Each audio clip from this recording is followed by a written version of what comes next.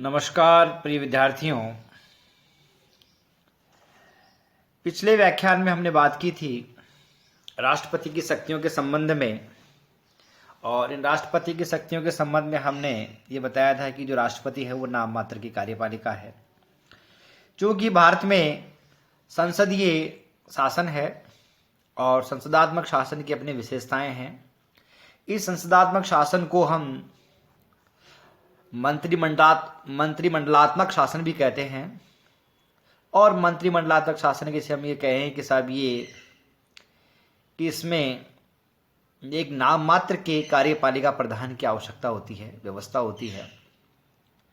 भारत के जो राष्ट्रपति हैं वो नाम मात्र की कार्यपालिका की भूमिका को निर्वाह करते हैं और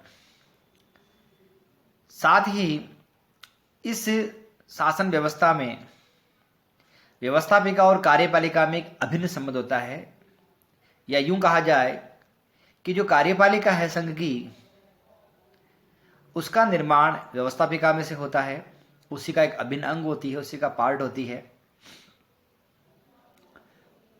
तीसरी बात यह है कि जो वास्तविक कार्यपालिका है जिसको मंत्रिपरिषद कहते हैं, इस वास्तविक कार्यपालिका में राजनीतिक एकता होती है। अर्थात वो जब शक्तियों का प्रयोग करते हैं तो they are bound confinely with each other, और वो एक दूसरे के साथ में जुड़े रहते हैं। चाहे चुनाव से पहले गठबंधन बना हो, बाद में बना हो, एक ही पार्टी के हो या विभिन्न प्रकार की जो पार्टियां हैं मिलकर के अगर कार्यपालिका का निर्माण करती है, उसके बावजूद उनमें राजनीतिक एकता होती है। अर्थात वह विभिन्न विषयों पर एक राय या एक मत रखती है। फिर जो मंत्रिपरिषद होती है, वास्तविक कार्यपालिका होती है, वो संसद के प्रति सामूहिक रूप से उत्तरदायित्व होती है। अर्थात जो भी दल या गठबंधन या समूह कार्यपालिका का निर्माण करता है, वो सामूहिक रूप से उसका व्यवस्थापिका का बहुमत प्राप्त करता है, या व्यवस्थापिका के प्रति वो उत्तरदायी रहता है। व्यवस्थापिका उसको चाहे तो पदच्युत कर सकती है, उसको हटा सकती है। तो इस प्रकार से एक सामूहिक उत्तरदायित्व या कलेक्टिव रिस्पॉन्सिवनेस या कलेक्टिव अकाउंटेबिलिटी जो होती है वो इस संसदात्मक शासन प्रणाली में पाई जाती है। फिर सबसे महत्वपूर्ण बात आती है कि हम जिस वास्तविक कार्यपालिका की बात कर रहे हैं, मंत्रिपरिषद हमने इसलिए लिखा है कि संविधान में जो राष्ट्रपति की शक्तियां का उपयोग करने वाली जो व्यवस्था है उसका नाम मंत्रिपरिषद है, और उसका प्रधान प्रधानमंत्री होता है।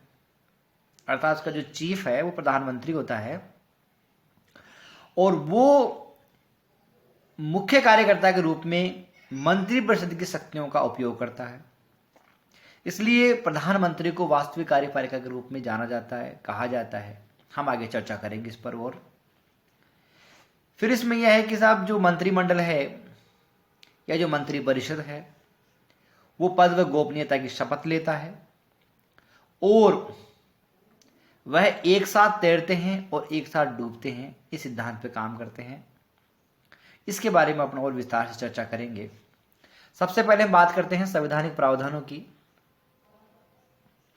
मंत्रिपरिषद के लिए जो संवैधानिक प्रावधान है उस प्रकार से हैं। सबसे पहले तो हम बात करते हैं कि नाम मात्र की कार्यपालिका या भारत की जो कार्यपालिका है, या ये कहा जाए कि संविधान के अनुच्छेद 53 में ये कहा गया है कि संघ की कार्यपालिका शक्ति राष्ट्रपति में निहित होगी तथा वह इसका प्रयोग स्वयं या अपने अधीनस्थ अधिकारियों के माध्यम से करेगा। अब इस वाक्य को पढ़ के ये लगता है कि भारत का जो राष्ट्रपति है वो भारत के राष्ट्रपति एक तरह से वास्तविक कार्यपालिका की भांति काम करेंगे, लेकिन क्योंकि संसदात्मक शासन प्रणाली है और ये बात स्वाभाविक रूप से लिखी नहीं गई है, लेकिन फिर भी कहा गया है, विभिन्न प्रकार के प्रावधान इस प्रकार की कहते व्यवस्था बताती है, और इस व्यवस्था के अनुसार ये कहा गया है कि राष्ट्रपति अपने कर्तव्यों का या अपनी ड्यूटीज को डिस्चार्ज करते समय उसको सहायता और परामर्श के लिए एक मंत्री परिषद की आवश्यकता होगी।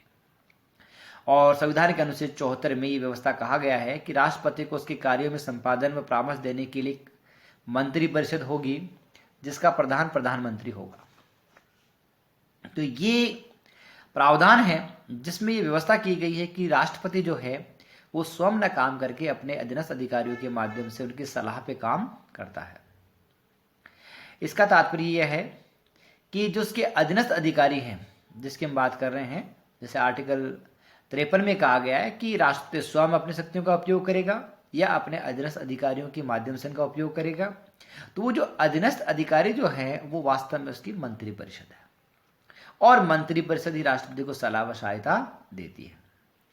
और राष्ट्रपति अपनी शक्तियों का जो बंटवारा है वो प्रधानमंत्री को न करके मंत्री परिषद को करता है संवैधानिक रूप से। वास्तविक रूप से ये होता है कि राष्ट्रपति की जो शक्तियां होती है उसको प्रधानमंत्री काम में लेता है और वह मंत्रिपरिषद का निर्माण करता है। वो उसको कहते हैं कि मंत्रियों की नियुक्ति करवाता है और वो चाहे जिस मंत्री को जो उनके ऐसा विचार में लगता है कि वो मंत्रिपरिषद में फिट नहीं है तो उसको वहां राष्ट्रपति को सलाह दे करके या उसको हटा भी सकता है। प्रधानमंत्री मंत्रिपरिषद का मेहराब है और वो वास्तव में कहते हैं कि एक तरह से मंत्रिपरिषद का निर्माता है, संचालक है और विनाशक भी है।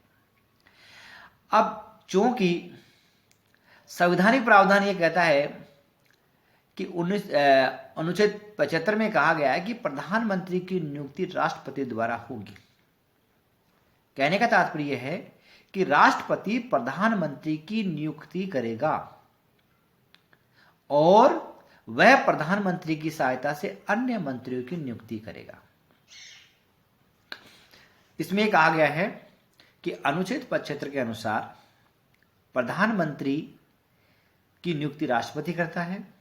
कहने का तात्पर्य है कि प्रधानमंत्री न मनोनीत होता है, न नामांकित होता है, न निर्वाचित होता है, बल्कि राष्ट्रपति के द्वारा नियुक्त किया गया होता है और उसकी सहायता से वह अन्य मंत्रियों को नियुक्त करता है। इसका कहने का तात्पर्य है कि राष्ट्रपति सभी मंत्रियों को कौन मंत्री बनेगा कौन नहीं बनेगा इसका निर्णय नहीं करता है, इसका निर्णय प्रधानमंत्री करता है। वो प्रधानमंत्री की सहायता से अन्य मंत्रियों की नियुक्ति करता है। संवैधानिक प्रावधान यह कहता है कि राष्ट्रपति और मंत्रियों के बीच में कोई भी नहीं है। राष्ट्रपति अपनी शक्तियों का बंटवारा मंत्रिपरिषद में करता है, मंत्रियों को करता है और मंत्री राष्ट्रपति की इच्छा के अनुसार उसकी ड्यूटीज को डिस्चार्ज करते हैं। लेकिन ये जो शक्तियां मंत्रिपरिषद को प्राप्त होती है राष्ट्रपति की, वो वाया प्रधानमंत्री की होती है। वास्तविक व्यवस्था यह है। इसका मतलब है कि कोई मंत्री इस स्थिति में नहीं होता कि वो सीधा राष्ट्रपति से बात करे या सीधा राष्ट्रपति किसी मंत्री को आदेश निर्देश देवे या उसकी सलाह को माने। वो सभी जो कार्य हैं वो प्रधानमंत्री के माध्यम से होते हैं। तो प्रधानमंत्री वो जंक्शन है जिससे राष्ट्रपति भी जुड़े हुए हैं और मंत्री भी जुड़े हुए हैं। इसीलिए अनुच्छेद 78 में ये व्यवस्था की गई। ये वास्तव में प्रधानमंत्री के जो कार्य हैं वो बताए गए। प्रधानमंत्री के इतने ही कार्य हैं जो 78 में कहे गए। वो ये कहा गया है कि मंत्रिपरिषद द्वारा लिए गए निर्णय या सुझाव या प्रस्ताव की सूचना राष्ट्रपति को पहुंचाना। पहला निर्णय यह है, मतलब पहला काम यह है कर्तव्य प्रधानमंत्री का कि अगर मंत्रिपरिषद ने कोई रेजोल्यूशन पास कर दिया है, किसी प्रस्ताव पर कहते कि निर्णय ले लिया है या कोई सलाह है जो राष्ट्रपति को पहुंचाने है, तो प्रधानमंत्री उसको पहुंचाएगा। तो आपने देखा कि मंत्री अपने निर्णय की सूचना सीधा न पहुंचा करके प्रधानमंत्री के माध्यम से पहुंचाता है। कहने का तात्पर्य है कि प्रधानमंत्री जंक्शन है जिसके माध्यम से मंत्री की सलाह निर्णय जो है वो राष्ट्रपति तक पहुंचती है। दूसरा यह है कि राष्ट्रपति अगर कोई सूचना मांगे निर्णय के बारे में, प्रस्ताव के बारे में, सुझाव के बारे में, तो वो मंत्रिपरिषद को बताना और मंत्रिपरिषद उस पर जो निर्णय ले उसको राष्ट्रपति तक पहुंचाना। कि राष्ट्रपति को किसी मामले में सलाह चाहिए सुझाव चाहिए या वो निर्णय को जानना चाहता है कि मंत्रिपरिषद ने क्या निर्णय किया, तो वो प्रधानमंत्री के माध्यम से जान सकता है। उसके मांगे जाने पर प्रधानमंत्री का यह कर्तव्य है कि वो राष्ट्रपति तक सूचनाएं पहुंचाए। तीसरा यह है कि राष्ट्रपति अगर कोई विचार रखे तो उस विचार पर कोई सुझाव रखे, कोई अपनी बात रखे, तो उसको मंत्रिपरिषद के समक्ष रखना और उस पर विचार विमर्श करवाना और निर्णय करवाना, ये जो काम है वो प्रधानमंत्री का है। तो इस प्रकार से हमने देखा कि प्रधानमंत्री जो है वो वास्तव में मंत्रिपरिषद और राष्ट्रपति के बीच में एक योजक कड़ी है, एक जंक्शन है, एक ज्वाइनिंग पॉइंट है जिस पर दोनों आपस में जुड़े रहते हैं। अब हम बात करेंगे कि मंत्रिपरिषद के बारे में चर्चा करेंगे। इस स्लाइड में मैंने बहुत कम बात लिखी है क्योंकि सारी जो बातें हैं वो चर्चा करने योग्य है। सबसे पहली बात ये आती है कि साहब मंत्रिपरिषद का गठन कैसे होता है। तो आर्टिकल 74 ये कहता है कि एक मंत्रिपरिषद होगी जिसका प्रधान प्रधानमंत्री होगा। ठीक है, तो इसका मतलब है कि प्रधानमंत्री अपनी इच्छा से मंत्रिपरिषद का गठन करता है और उसकी सूचना वो राष्ट्रपति तक पहुंचाता है। उसके बाद में अनुच्छेद 75 ये कहता है कि इस मंत्रिपरिषद का गठन जिस माध्यम से होता है वो प्रधानमंत्री है। तो 1900 आर्टिकल 75 के अनुसार किस व्यक्ति को प्रधानमंत्री नियुक्त किया जाएगा, राष्ट्रपति के लिए एक तरह से ये स्पष्ट प्रावधान है कि लोकसभा में, क्योंकि लोकसभा लोअर हाउस है, निम्न सदन है, जनता से सीधा निर्वाचित होता है, इसलिए लोकसभा के जो सदस्य हैं वो जनता से सीधे जुड़े होने के कारण से सत्ता के सबसे अधिक प्राप्त करता है और सीधी सत्ता उनको मिलनी चाहिए। क्यों? क्योंकि हम लोकतंत्र में रहते हैं, हमारा डेमोक्रेसी है और डेमोक्रेसी ये कहती है कि लोगों के जो प्रतिनिधि हैं, क्योंकि हमने संसदात्मक शासन प्रणाली में भी प्रतिनिधात्मक शासन, रिप्रेजेंटेटिव स्टेटस या रिप्रेजेंटेटिव रूल हमने लिया है, तो इसमें यह होगा कि हम हमारे इस लोकतंत्र में जनता सीधा न करके जनता के प्रतिनिधि उसकी शक्तियों का उपयोग करेंगे और जनता के जो प्रतिनिधि है वो सीधा चुन करके लोकसभा में आते हैं। राज्यसभा के जो सदस्यों का निर्वाचन जो है वो अप्रत्यक्ष रूप से होता है, इसलिए वो शक्तियों के धारक नहीं हैं, उनको लोकसभा की जितनी शक्तियां प्राप्त भी नहीं हैं और उनको स्टेटस भी प्राप्त नहीं है। इसलिए लोकसभा में लोअर हाउस में जिस दल को बहुमत हो, अब मैंने केवल दल लिखा है, अब वो दल हो सकता है, वो समूह हो सकता है, वो गठबंधन हो सकता है, चुनाव के पहले का हो सकता है, चुनाव के बाद में हो सकता है, दो या दो से अधिक जो पार्टियां हैं उनके बीच का समूह हो सकता है, उनका गठबंधन हो सकता है। तो ये कहते हैं कि लोकसभा में जिस व्यक्ति को बहुमत प्राप्त है या राष्ट्रपति की नजर में यह संभव है कि उसको वो बहुमत प्राप्त कर लेगा, उस व्यक्ति को प्रधानमंत्री नियुक्त करता है। अब प्रधानमंत्री को नियुक्त करना राष्ट्रपति की सर्वविवेकी अधिकार में आता है, लेकिन ये जो सर्वविवेकी अधिकार है वो अपरिमित नहीं है, मतलब सीमित है। सीमित इसलिए है कि राष्ट्रपति उस नजीर से या उस एग्जाम्पल से या उस व्यवस्था से बाहर नहीं जा सकता कि वो चाहे जिस व्यक्ति को प्रधानमंत्री बना दे। अगर राष्ट्रपति चाहे जिस व्यक्ति को प्रधानमंत्री बना दे और वो प्रधानमंत्री अपना बहुमत सिद्ध नहीं कर पाए तो उस व्यक्ति की तो बेइज्जती होती है, साथ ही संवैधानिक जो प्रावधान है उनमें भी व्यवधान पैदा होता है। संवैधानिक व्यवस्था है उसमें अपचार, उसमें दोष प्रकट होते हैं।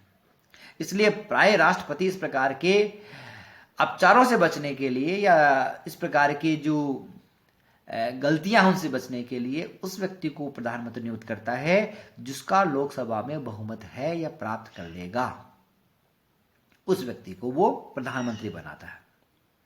और वो प्रधानमंत्री बनाने के बाद में फिर उससे कहता है कि वो अपनी मंत्रिपरिषद का गठन करे। तो फिर प्रधानमंत्री अपने मंत्रिपरिषद का गठन करता है।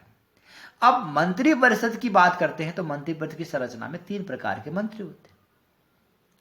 फर्स्ट जो होते हैं वो minister for the cabinet rank, दूसरे होते हैं minister for the state rank और थर्ड जो होते हैं पार्लियामेंट्री सेक्रेटरीज, या हम इसको कहें कि कैबिनेट स्तर के मंत्री, राज्य स्तर के मंत्री, और तीसरे हैं संसदीय सचिव।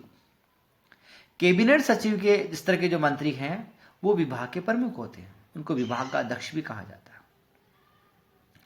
और वर्तमान में हम क्योंकि आगे चर्चा करेंगे इस बारे में कि विभाग और जो मंत्रालय हैं वो अपने आप में भी उलझन पैदा करते हैं। हमारे यहाँ पर विभागों की संख्या ज़्यादा है, इसलिए हमने दो तीन तीन विभागों को, या कोई बड़ा विभाग है तो केवल एक, जैसे रेलवे एक विभाग केवल एक मात्र है तो वहाँ पर रेलवे विभाग है, रेलवे मंत्रालय, रेलवे विभाग है। लेकिन जैसे मान लीजिए रक्षा उत्पादन है तो रक्षा उत्पादन 2 प्रकार के विभाग है, तो उसको हमने दोनों को मिलाकर के एक मंत्रालय, रक्षा मंत्रालय बना रखा है। गृह मंत्रालय, इस गृह मंत्रालय में 6 विभाग है, जिसमें राजभाषा, गृह विभाग, पुलिस विभाग, इस प्रकार से कई प्रकार के विभाग हैं। तो उन विभागों को मिलाकर के हमने गृह मंत्रालय बना रखा है। तो मंत्रालय जो है वर्तमान में वो एक तरह से कैबिनेट स्तर के मंत्री को दिया जाता है। राज्य स्तर के जो मंत्री होते हैं उन मंत्री को कहते minister for the state rank जो होते हैं उनको कहते हैं विभाग का अध्यक्ष, उसको विभाग का चार्ज दिया जाता है। एक तरह से संवैधानिक व्यवस्था ये की कही गई है कि राष्ट्रपति वो जो पोर्टफोलियो आवंटित करता है, पोर्टफोलियो जो शब्द काम में लिया गया उसमें यह है कि विभागीकरण या राष्ट्रपति की जो कार्यपालिका शक्तियां हैं उसको अनेक प्रकार के टुकड़ों में बांटा गया है, और जो प्रत्येक टुकड़ा या समूह जो है वो एक तरह से विभाग कहलाता है। उसके जो फंक्शंस है राष्ट्रपति के कार्यपालिका जो फंक्शंस है उन फंक्शंस को अलग अलग समूह में बांटा गया। जैसे मान लीजिए शिक्षा से संबंधित कोई समूह है, काम करते हैं तो वो शिक्षा विभाग हो गया। रक्षा सुरक्षा की बात है तो गृह विभाग हो गया। अगर वो विदेश संबंधी बात करता है तो वो विदेश विभाग हो गया। तो इस प्रकार से राष्ट्रपति के कार्यपालिकाएं जो कार्य है, फंक्शंस, उसको अलग अलग समूहीकृत किया गया है, और एक समूह का नाम विभाग है, और वो विभाग पोर्टफोलियो कहलाता है। इसका मतलब है कि राष्ट्रपति कामों का सुव्यवस्थित रूप से कहते हैं कि उनका विभाजन करना या उनका वितरण, तो ये पोर्टफोलियो कहलाता है। तो प्रधान राष्ट्रपति जो होता है वो पोर्टफोलियो का आवंटन करता है, इसका मतलब विभागीकरण करता है, अपने कार्यों को अलग अलग मंत्रियों को सौंपता है। अब हमने चूंकि कहा कि हमारे पास विभागों की संख्या बहुत ज़्यादा है, और संविधान 91 संवैधानिक संशोधन 2003 में व्यवस्था की गई है कि प्रधानमंत्री सहित मंत्री परिषद की सदस्यों की जो संख्या है वो लोकसभा के कुल सदस्य संख्या के 15% से अधिक नहीं होने चाहिए। अर्थात अगर हम 15 निकालें तो हमारे लगभग 80-85 मंत्री जो है वो लगभग 80-81 मंत्री बन सकते हैं मैक्सिमम, और विभागों की संख्या हमारे 100 से ज़्यादा है, इसलिए हमने कई विभागों को मिलाकर के उनको मंत्रालय बनाया गया है। और कैबिनेट स्तर को जो कैबिनेट का जो मंत्री होगा वो मंत्रालय का अधिकारी होता है। बाकी जो राज्य सचिव वगैरह मंत्री होंगे, राज्य स्तर के मंत्री होंगे, वो विभाग के अध्यक्ष होते हैं। संसदीय सचिव जो हैं वो इन दोनों की सहायता के लिए होते हैं। तो इस प्रकार से ये मंत्री या मंत्री परिषद का गठन है। फिर है कि प्रधानमंत्री की सहायता से अन्य मंत्री नियुक्त करने की बात हो गई है। और महत्वपूर्ण बात है कि आर्टिकल अनुच्छेद 75(2) है वो ये कहता है कि मंत्रीगण राष्ट्रपति के प्रसाद पर्यंत पद धारण करते हैं। कहने का तात्पर्य है कि राष्ट्रपति जब चाहे किसी मंत्री को हटा सकता है, लेकिन ऐसा संभव नहीं है। ऐसा संभव इसलिए नहीं है कि राष्ट्रपति जानबूझ के किसी मंत्री को न नियुक्त करता है न हटाता है। वो प्रधानमंत्री की सलाह पर मंत्री नियुक्त करता है और प्रधानमंत्री की सलाह पर ही वो मंत्री को उसके पद से हटाता है। तो इस प्रकार से कहा जाता है कि प्रधानमंत्री जो है वो वास्तविक कार्यपालिका है, वो मंत्रिपरिषद का निर्माता है, संचालक है और विनाशक है। वो चाहे जिस व्यक्ति को अपने मंत्रिपरिषद में रखता है और चाहे जिस व्यक्ति को मंत्रिपरिषद से हटवा सकता है। तो राष्ट्रपति जो है वो प्रधानमंत्री की सलाह पे काम करता है, अर्थात प्रधानमंत्री जिस व्यक्ति को कहे उसको वो मंत्री रखता है, उसको वो कहते मंत्रिपरिषद से हटा सकता है। इस प्रकार से प्रधानमंत्री जो है वो वास्तविक रूप से मंत्रिपरिषद का निर्माण करता है, पोर्टफोलियो आवंटित करता है, विभाग बांटता है, उनको कहते हैं कि विभिन्न प्रकार के कार्य करने के लिए आदेश, निर्देश, अनुदेश देता है। इसलिए प्रधानमंत्री वास्तविक कार्यपालिका है। सारी जो शक्तियां हैं जो राष्ट्रपति की है वो प्रधानमंत्री के माध्यम से होके जाती है, और प्रधानमंत्री की इच्छा पर है कि वो कितनी शक्तियों को आगे प्रसारित करे। वो चाहे तो राष्ट्रपति की अधिकांश शक्तियों को अपने पास रख सकता है, वो चाहे तो राष्ट्रपति की अधिकांश शक्तियों को आगे मंत्रियों तक पहुंचा सकता है, बांट सकता है। तो इसलिए सब लोग प्रधानमंत्री को नमस्कार करते हैं, और प्रधानमंत्री का, राष्ट्रपति का नहीं, प्रधानमंत्री का प्रसाद प्राप्त करना चाहते हैं ताकि वो मंत्रिपरिषद में बने रहे और वो बने। फिर आता है कि मंत्रिपरिषद और मंत्रिमंडल में क्या फर्क है। मंत्रिपरिषद में तीनों प्रकार के मंत्री शामिल हैं। तीनों प्रकार के मतलब जो कैबिनेट स्तर के मंत्री है, राज्य स्तर के मंत्री और संसदीय सचिव। अब प्रधानमंत्री इस मंत्रिमंडल की बैठकों की अध्यक्षता करता है, संचालक है ना, इसलिए वो अध्यक्षता करता है। वो विभिन्न प्रकार के मंत्रियों को बुलाता है अपने यहाँ पर और विभिन्न प्रकार के एजेंडों पर चर्चा करवाता है, निर्णय करवाता है। अब इसलिए जब वो निर्णय करवाता है तो वो ये चाहता है कि सभी के सभी मंत्री इसमें शामिल नहीं हो। वैसे भी एक आज देखा जाता है कि जब एक विभाग का कैबिनेट स्तर का मंत्री बैठा हो तो राज्य स्तर का मंत्री बोल नहीं पाएगा और संसद सचिव तो वहां उपस्थित ही नहीं रह पाएगा, उसकी क्या हो सकता है। तो ऐसी परिस्थिति में प्रधानमंत्री क्या करता है कि केवल कैबिनेट स्तर के जो मंत्री हैं उनका एक समूह बना लेता है, और साथ में ऐसे विभागों का प्रतिनिधित्व जिनमें राज्य स्तर के मंत्री हैं, उन विभागों को जहां पर कहते हैं कि उनका स्वतंत्र, उनको कार्य स्वतंत्र प्रभार दे रखा है, राज्य स्तर के मंत्रियों को, विभागों का, उनको बुला लेता है। तो इस प्रकार से कैबिनेट स्तर के मंत्री और स्वतंत्र प्रभार वाले जो राज्य स्तर के मंत्री हैं उनको मिलाकर के एक समूह बनाता है। अक्सर वो उन्हीं से निर्णय करता है, चर्चा कराता है और उन्हीं से कहते हैं कि अपनी बात रखता है। इसको मंत्रिमंडल कहते हैं, कैबिनेट कहते हैं। तो कैबिनेट जो है वो छोटा रूप है मंत्रिपरिषद का, और मंत्रिपरिषद सभी मंत्रियों को मिलाकर के एक बड़ा समूह है जिसमें सभी प्रकार के मंत्री शामिल हैं। तो इस प्रकार से अक्सर ये देखा होगा कि उसको हम काउंसिल ऑफ मिनिस्टर्स कहते हैं। मंत्रिपरिषद का मतलब काउंसिल ऑफ मिनिस्टर, सभी मंत्रियों का जिसमें समूह में भागीदारी हो, समूह मंत्री उपस्थित हो। और कैबिनेट का मतलब है कि प्रधानमंत्री का एक छोटा समूह जिसमें कैबिनेट स्तर के मंत्री हो और साथ में वो स्वतंत्र प्रभार वाले मंत्री हो जो राज्य स्तर के। तो इस प्रकार से अक्सर प्रधानमंत्री निर्णय जो करवाता है वो मंत्रिमंडल में करवाता है, मंत्रिपरिषद में निर्णय नहीं करवाता है। कोई बहुत अगर आवश्यक हो तो वो बात चर्चा के लिए मंत्रिपरिषद को बुलाता है, वरना मंत्रिमंडल की मीटिंग ही होती है। मंत्रिमंडल की मीटिंगों के संबंध में कहा गया है कि साहब एक सप्ताह में एक बार मंत्रिमंडल की मीटिंग अवश्य होनी चाहिए और विभिन्न प्रकार के जो मुद्दे उस पर बातचीत चर्चा वो करनी चाहिए। ये अलग बात है। अब यह है कि कई बार ये होता है कि प्रधानमंत्री जो मंत्रिमंडल का जब निर्माण करता है तो उसके कुछ प्रिय व्यक्ति जो होता है जिसको मंत्री बनाना चाहता है और वो लोकसभा का सदस्य नहीं बन पाता है या संसद का सदस्य नहीं बन पाता है, क्योंकि मंत्रिपरिषद का निर्माण लोकसभा और राज्यसभा दोनों से मिलकर के होता है। ये अलग बात है कि जो कार्यपालिका है, जो प्रधानमंत्री और जो मंत्रिपरिषद है, उसको लोकसभा में बहुमत प्राप्त होना चाहिए लोकसभा में, लेकिन वो मंत्रिपरिषद का जो विस्तार है वो राज्यसभा तक कर सकता है। मंत्रिपरिषद का जो व्यक्ति शामिल है वो लोकसभा के सदस्य भी हो सकते हैं और राज्यसभा के सदस्य भी हो सकते हैं। क्यों? क्योंकि मंत्रिपरिषद का निर्माण राष्ट्रपति को सलाह और सहायता देने के लिए किया जाता है, और सलाह और सहायता देने के लिए जो हमारा विधायिका है, उस विधायिका का जो समूह है, उस विधायिका में लोकसभा और राज्यसभा दोनों शामिल होते हैं। इसलिए मंत्रिपरिषद में दोनों प्रकार के जो सदस्य हैं, चाहे लोकसभा से हो या राज्यसभा से हो, वो शामिल होते हैं। अब अगर कोई व्यक्ति जिसको मंत्री बना दिया गया है और लोकसभा का और राज्यसभा का सदस्य नहीं है, इसका मतलब वो सांसद नहीं है, तो भी उसको प्रधानमंत्री राष्ट्रपति को कह करके मंत्री नियुक्त करवा सकता है।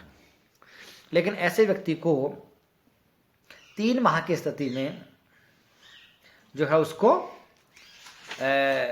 चुनाव जीतना पड़ेगा, और चुनाव जीत करके उसको कहते हैं कि सांसद के रूप में वो बनना पड़ेगा। लेकिन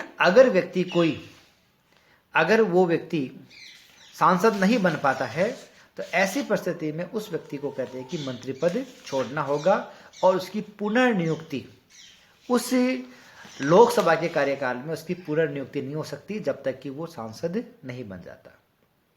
तो इस प्रकार से मंत्रिपरिषद में उन व्यक्तियों को भी शामिल किया जाता है जो लोकसभा सांसद नहीं है, लेकिन एक निश्चित समय अवधि के बाद में उनको लोकसभा की सदस्यता उनको प्राप्त करनी होगी। अब महत्वपूर्ण बात आती है कि साहब क्या राष्ट्रपति जो है वो मंत्रिपरिषद के ही सलाह के अनुसार काम करेगा? तो कहा तो यह गया है कि साहब जब तक मंत्रिपरिषद को लोकसभा में बहुमत हासिल है तब तक राष्ट्रपति उसके दिए गए सुझाव निर्णय को लौटा नहीं सकता, उनको मना नहीं कर सकता। लेकिन जिसने लोकसभा में अपना बहुमत खो दिया हो मंत्रिपरिषद ने, तो उसको राष्ट्रपति पदच्युत कर सकता है, उसको हटा सकता है। अब अक्सर ये आता है कि जिस मंत्रिपरिषद ने, जिस कार्यपालिका ने अपना लोकसभा में बहुमत खो दिया है और वो लोकसभा विघटन की अनुशंसा करता है, तो राष्ट्रपति को क्या समझ में मानना चाहिए या नहीं मानना चाहिए?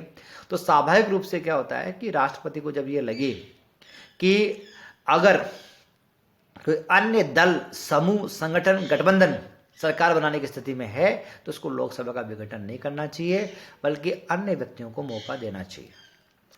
लेकिन राष्ट्रपति को जब यह आभास हो जाए कि लगभग लोकसभा की समयावधि पूर्ण होने में है और कोई भी दल, व्यक्ति या संगठन सरकार बनाने में सक्षम नहीं है, तो ऐसी परिस्थिति में वो लोकसभा को विघटित कर सकता है और पराजित मंत्रिपरिषद की सलाह को मान सकता है। ये राष्ट्रपति का संविवेकीय अधिकार है। तो इस प्रकार से मंत्रिपरिषद जो है वो राष्ट्रपति की शक्तियों का उपयोग करती है, उसको सलाह देती है, सहायता देती है और वास्तविक रूप से कार्यपालिका शक्तियों का प्रयोग करती है, उनका उपयोग करती है। और इससे मंत्रिपरिषद की जो मेहराब है, जो मुख्य कार्यकर्ता है, वो प्रधानमंत्री है और प्रधानमंत्री वास्तविक रूप से मंत्रिपरिषद की शक्तियों का उपयोग करता है, राष्ट्रीय शक्तियों का उपयोग करता है। इसलिए हम राष्ट्रपति के बजाय प्रधानमंत्री को कार्यपालिका मानते हैं और कार्यपालिका जो है, जो वास्तविक कार्यपालिका है, वो प्रधानमंत्री है, क्योंकि वो उसके शक्तियों का उपयोग करता है। इसलिए अब राष्ट्रपति कई बार क्या होता है कि मंत्रिपरिषद की सलाह को लौटा सकता है पुनर्विचार के लिए। 44 से संविधान संशोधन 1979 के बाद में ये व्यवस्था की गई कि राष्ट्रपति को लगे कि मंत्रिपरिषद अनावश्यक रूप से किसी बात के लिए सलाह दे रहा है तो उनको एक पुनर्विचार के लिए लौटा सकता है। लेकिन अगर मंत्रिपरिषद उसी विचार को वापस राष्ट्रपति के समक्ष प्रस्तुत कर दे तो फिर राष्ट्रपति को उस पर अनुमति देनी होती है, उसकी बात माननी होती है, राष्ट्रपति इसके लिए मना नहीं कर सकता। पुनर्विचार की व्यवस्था इसलिए की गई थी कि क्या पता मंत्रिपरिषद ने किस विचार से इसको निर्णय को पारित किया है, प्रस्ताव को पारित किया है, एक बार पुनर्विचार कर ले तो शायद इसमें हो जाए। 1991 में बिहार और उत्तर प्रदेश की सरकारों को अपदस्थ करने के लिए सुझाव दिया गया। राष्ट्रपति के.आर. नारायण ने उसको पुनर्विचार के लिए लौटाया और मंत्रिपरिषद को इस बात का भी एहसास हुआ कि शायद हमने राष्ट्रपति को अनावश्यक रूप से ये सलाह दी है और वहाँ पर जो निर्वाचित सरकारें हैं राज्यों की, वो संचालित हो सकती है, कार्य कर सकते, तो उन्होंने अपनी जो अनुशंसाएं वापस ले ली। इस प्रकार से राष्ट्रपति के.आर. नारायण ने एक ऐसी मिसाल रखी कि राष्ट्रपति को अपने विवेक से निर्णय करना चाहिए और जिसको अनुचित लगे उसको पुनर्विचार के लिए लौटाना चाहिए और एक स्वस्थ संवैधानिक परंपराओं का विकास करना चाहिए। तो इस प्रकार से राष्ट्रपति नामात्र कार्यपालिका है और प्रधानमंत्री वास्तविक कार्यपालिका है, ये सत्य है। और इसी सत्य के साथ में कहना चाहते हैं कि भारत का जो राष्ट्रपति है वो गौरवान्वित पद है, लेकिन प्रधानमंत्री वास्तविक शक्तियों का पुंज है, उनका उपयोग करता है और भारत का नीति निर्माता और भारत का प्रमुख कार्यकर्ता या प्रधान सेवक माना जाता है। जय हिंद, जय भारत।